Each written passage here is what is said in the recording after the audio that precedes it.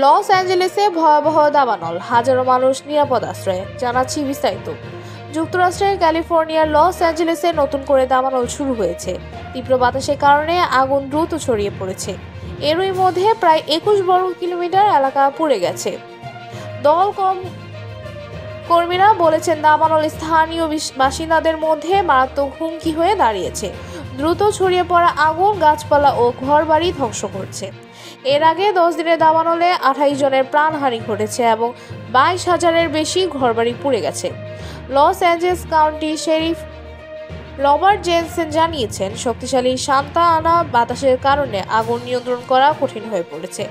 আগুনের সূত্রপাত সম্পর্কে নিশ্চিত তথ্য পাওয়া যায়নি, তবে আবহাওয়াবিদদের মতে কম আর্দ্রতা ও প্রবল বাতাস দাবানলের অন্যতম কারণ। পরিস্থিতি দেখতে আগামী শুক্রবার লস অ্যাঞ্জেলেস সফর করবেন সদ্য অভিষিক্ত মার্কিন প্রেসিডেন্ট ডোনাল্ড ট্রাম্প। আবহাওয়া সংস্থা আকুয়েদার জানিয়েছে, দাবানলে অর্থনৈতিক ক্ষতির পরিমাণ 25,000 কোটি মার্কিন ডলার ছড়িয়ে যেতে পারে। এই ছিল এখনকার মতো আপডেট। নতুন আরও আপডেট পেতে আমাদের সঙ্গে থাকুন। ধন্যবাদ।